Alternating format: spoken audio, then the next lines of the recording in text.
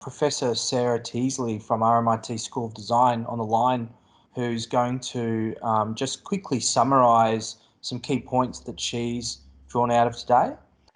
Thank you very much for the opportunity and the challenge of summarising what's been an amazing day. I'm joining everyone from the unceded lands of the Wurundjeri Woiwurrung people of the Eastern Kulin Nations.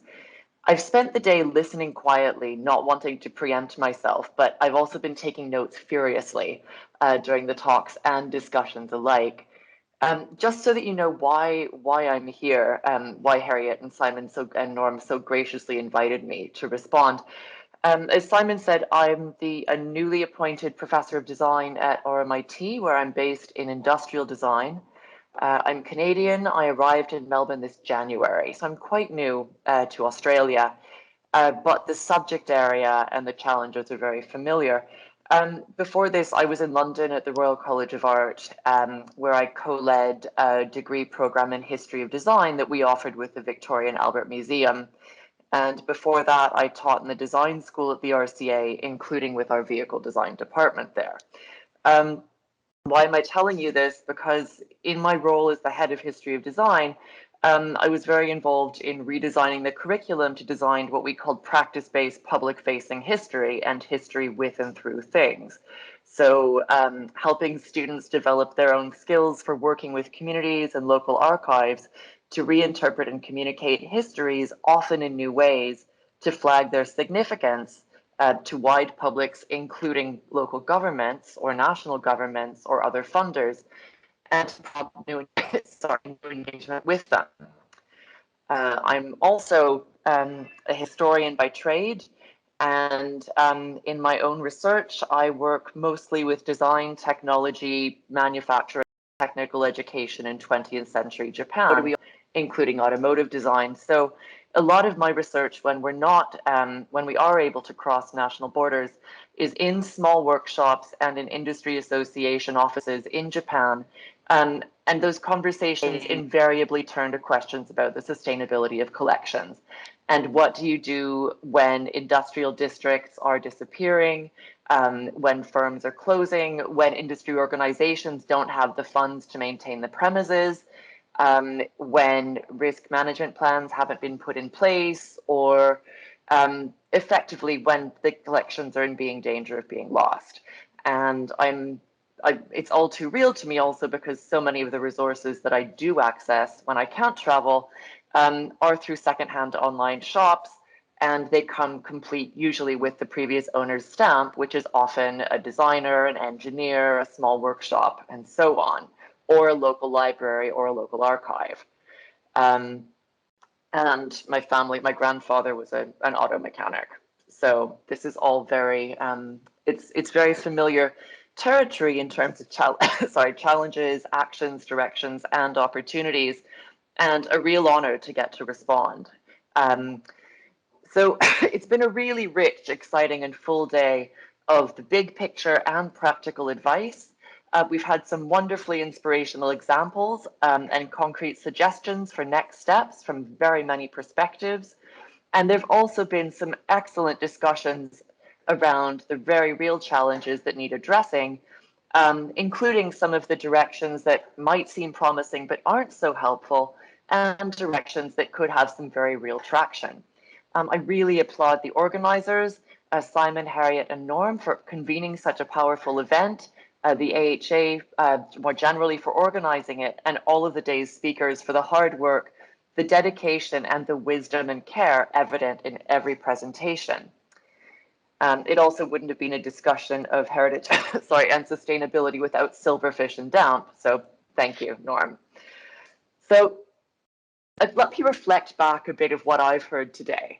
I'll start with common challenges and then directions. Challenges across private and public archives and libraries, including resourcing, and very real questions of skills and knowledge, how to put them forward to next generations.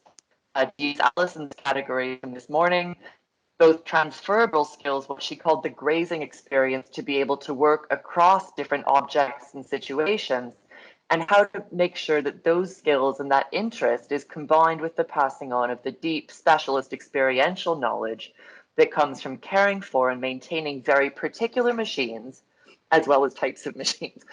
And I think that was such an important point around the specificity of collections. So the specificity of particular vehicles, of particular collections, of particular spaces, and the very, very particular communities and individuals and personalities within them that have created these collections. So how do we engage people to invite them in and invite them to spend the time in collections and archives and in communities to be able to understand that detail, and how also invite in people who are able to have that kind of grazing experience to move across and think laterally and make connections and communication. We heard quite a lot about the difficulty of, or the need for communicating the significance, including the emotional significance of collections, and also the importance. But we also heard a lot about the importance of very real collections management, very important questions around privacy, around security, around copyright, and about securing the future for spaces and for the artifacts themselves.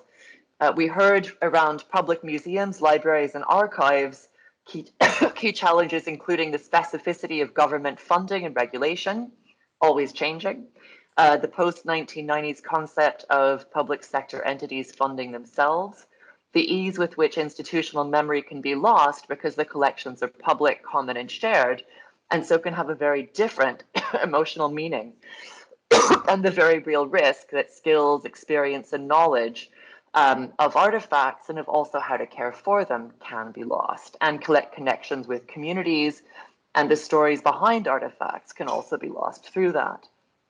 And there was a really important discussion around differing concepts of risk and the importance of getting the balance right, if there is such a thing, between conservation and preservation and proselytization and use. As both Nathan Farrow and Paul Rees flagged this morning in different ways, the dangers that come when we maintain artifacts, but not maintain the communities or the community buy-in that comes from sharing those experiences of uses, whether that's through real driving experiences or riding experiences or through VR, as we heard from Manka just now. And I think what was really valuable for me, or one, and I'm speaking as, as someone very new to Australia and to the AHA community, but the importance for the key issues and the common issues facing private archives and libraries. The importance of access, providing safe, sustained access given the limited resources. The importance of significance, both identifying significance, but also understanding what is and isn't significance, where to look, how to make sure that significant collections are maintained, but being able to understand, as came up in the discussion this afternoon, when deaccessioning might be practical, or deaccessioning and sharing knowledge and pooling resources, what Paul called the combination of gems and non-gems a few earlier this afternoon. Another key issue being knowing what to do. So what is best practice? And Jenny had fantastic advice about looking to existing practices and protocols and policies, so that there's no need to reinvent the wheel, particularly when it comes to collections management or risk management or significance assessment. So the importance of looking laterally to local museums, local libraries, and that fantastic Jenny, I will admit I took a screenshot. Other sources, I hope you don't mind. It was such a fantastic one-stop. Here's where to go for good policy. As I've already said, connecting and sharing knowledge and just knowing who is doing what. I've been hearing about the fantastic organization and resource that's the AHA from Harriet and Simon since actually before arriving in Melbourne. And I have to say, the kind of knowledge sharing that's already begun and that's happened here today is so incredibly important. We heard about the importance of stabilizing collections through storage, risk management, disaster management, and the finances and other resource planning that's required for future and legacy planning, both for club and individual collections. And Norm's very, very effective way of describing what can happen when venal people get involved. And then also the importance of accountability and succession planning whether it's an internal committee like the library committee that Jenny described, or the AMHF structure with a separate management team and board as a way of showing accountability, and also possibly helping to communicate more widely depending on who you get involved. And then there, of course, there are questions about how to, how to do this efficiently on limited resources, how not to duplicate each other. A few challenges and opportunities that have come up a bit but could be considered further, as I do think they're real opportunities. Conversations around how to diversify. So how to involve communities who've not necessarily traditionally been associated with car ownership or with car maintenance. We talked a bit about women, but also newer arrivals in Australia from countries with very different histories of automotive ownership and maintenance. And I've been thinking about this really in terms of benefits. So the kinds of benefits that have come out today around tacit knowledge, skills, confidence, community, having a sense of belonging, and the emotional satisfaction that comes from maintaining, whether it's maintaining a library, maintaining an engine, or maintaining an organization in a community. And something so important here is how to understand what would be inviting and meaningful to people who aren't currently involved. And so here, research like Manka's is really interesting. And I'm imagining there's lots of information sharing, but just thinking about the kind of information sharing that can happen, given privacy restrictions, between public organizations like the public museums who can gather visitor data, and car clubs who may not have the same kind of flow of people through, but could benefit from understanding. And then there's also a point around just changes in vehicles. A really salient point for me today was the shift that's already happened from vehicles that we can maintain to vehicles that go to the dealership to be plugged into a computer. And the fact that as of this year, especially, car manufacturers are announcing that they'll not be manufacturing internal combustion engines for cars in the next 10 to 15 or roughly that time span. So what do we do about the decreased experiential knowledge of car maintenance, but also of what car driving is like with the models that we've all grown up with or understand? And again, how to understand and communicate the pleasure and learning that comes with it. So it was really exciting to see Manka's research and hear some of the discussion that prompted. And I do think there's a real opportunity here, and we might look laterally. What are other examples of old new technologies or old, familiar technologies that stop being made? So, I was thinking a lot about records and phonographs and, sort of like different types of music media today. And I will say that I do think lateral thinking across, not just communication with other organizations like local history groups and maritime museums, to give two fantastic examples that have come up, but also thinking about similar challenges around communicating the significance and value and future-proofing entire cultures and communities as well as artifacts. Looking very laterally, there's often a lot of prompting and learning that we can do. And I think there's also a point around environmental legislation. And is there a way not only to, and I think this is a whole day in itself, but is there a way to tap into the very real emotional investment that so many young people especially feel around climate change and environmental change, and to tap into that and reframe heritage vehicles? I'm still thinking through this one myself. It may make no sense whatsoever, but I know I'm really excited thinking about that at the moment.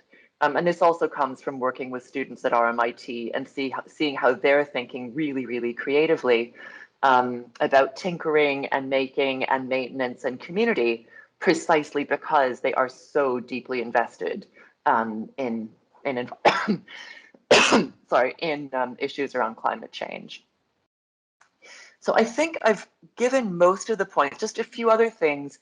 On the point around connectivity, the discussion around Autoplex and how the manual arts secondary college students are able to gain so many skills around literacy, numeracy, but also self-confidence and self-validation through making was really inspiring and something that I guess something around connectivity and how do we invite people in, and inviting students in, and which gets into the necessity of being outward looking. So I might just sum up with some of the common strategies that, as Jenny put it, are necessary to go from treading water to revitalization. Connectivity, of course, being outward looking, so attracting attention, which translates into engagement, support, advocacy, action, participation, and champions.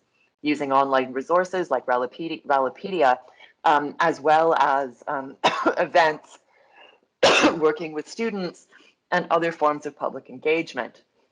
The necessity of communicating activities, significance, and relevance.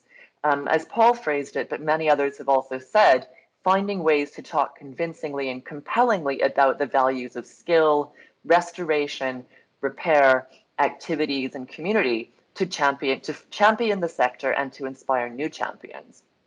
I've already talked about diversification as a way to engage new potential audiences, to gain support and participation. And I really think something that came out so powerfully today was the potential for being more explicit about the different skill sets required and that can be developed by working with automotive and motoring collections. So again, this goes back to Alison and Larry's presentations this morning. And then there was so much fantastic, very, very granular and pragmatic learning around future proofing. So it's fantastic that the presentations will be available as a resource on the AHA website, so that if people want to understand the organizations Jenny works with, for example, are future proofing the collections, there's a very, very real toolkit there.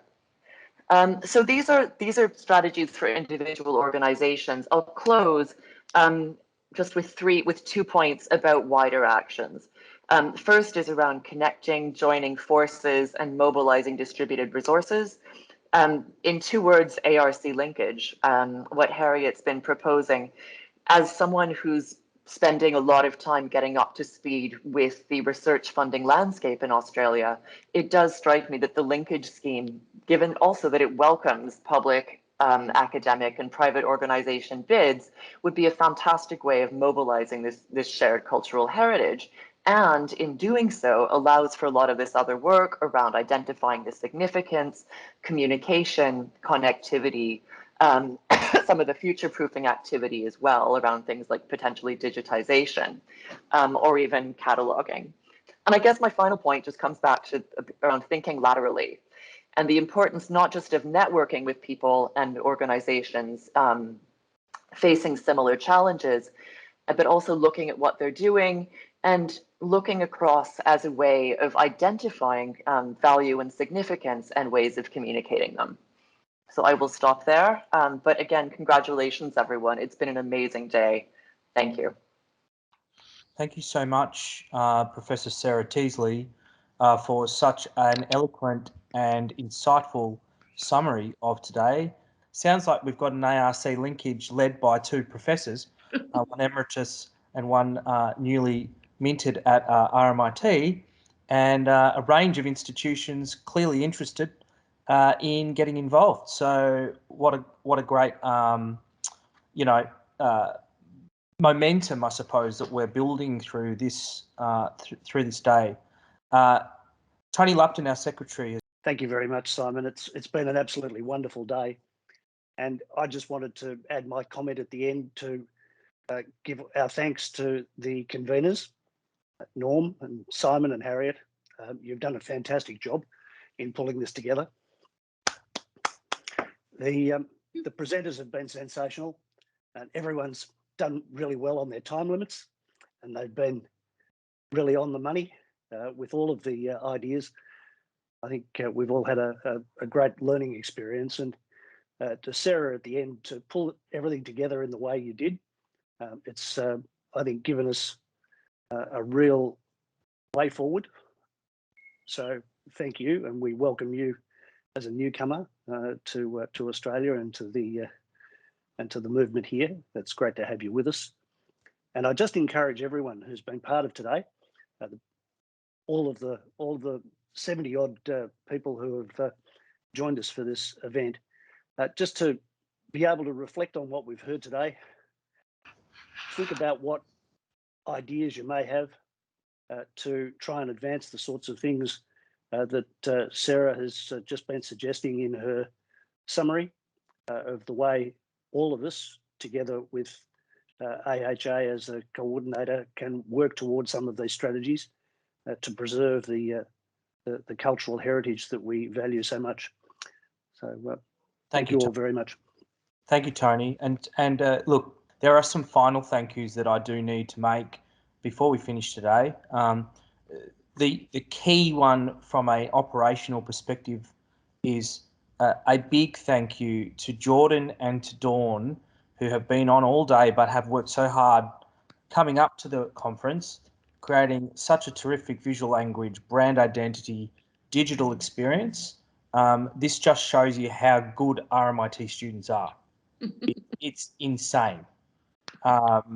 We have the best students in Australia for design and the 12th or 11th best design students in the world, apparently, at any point in time, depending on when the rankings come out. And Jordan and Dawn, I personally need to thank you because you've really helped me out as well. So thank you so much for all of your hard work. And, you know, it's been really amazing. Another thank you needs to go out to all the committee members of the AHA. Thank you so much for your input throughout.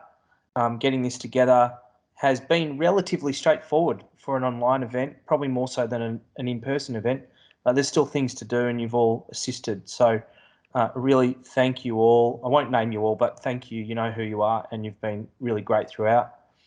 I also want to really make sure that renewed members are thanked for continuing on the journey. Many of you from the start, from 5-6 years ago when we started, and then all the way probably back into the National Gallery of Victoria at the Shifting Gear exhibition. So thank you all for staying the course, even through a pandemic, renewing your membership, coming along today, hooking into our newsletters, contributing to our newsletters. And providing the growth of community that is occurring. But finally, to our new members, and there are quite a few new members on the call today because we've actually driven a very large spike in new memberships through, I suppose, this digital format has provided us agency to do so. It's cheaper. We don't need to put on a conference, so all you needed to do was sign up as a member. It's meant a lot of you have joined, so I hope that you've enjoyed today, and I hope that you can get some value out of it. And I hope going forward that you enjoy, the newsletters that we send out, the videos that we upload on YouTube, and then the assets like the presentations that we've put up previously, and the papers that will come subsequently from this session, as Sarah said, will be a valuable resource. But really, on that final note that Sarah articulated, there's a way forward here for a lot of great progress and change in the way that we are addressing automotive history and heritage in Australia. We've heard from different perspectives and different organisations, individuals and aspects throughout today, but I think there's probably a common understanding and I suppose a set of wants and needs going on here to maybe band together and do something together. And I would suggest in the next few months that there will probably be some shoulders tapped, emails sent out to start to progress something formally to get something together nationally in addressing what is a growing movement of rigour, of depth, of very interesting breadth of interests and topics. So thank you all. Enjoy your evening from the AHA. Put on your hats, ready for your cocktail now. I'm not calling for burpees or star jumps at this point. It's time for a cocktail and enjoy your weekends. And let's all keep in touch. And we look forward to the next time that we see you all from the AHA. From your Vice President and from our President, Norm Darwin, I bid you adieu and thank you again, everyone.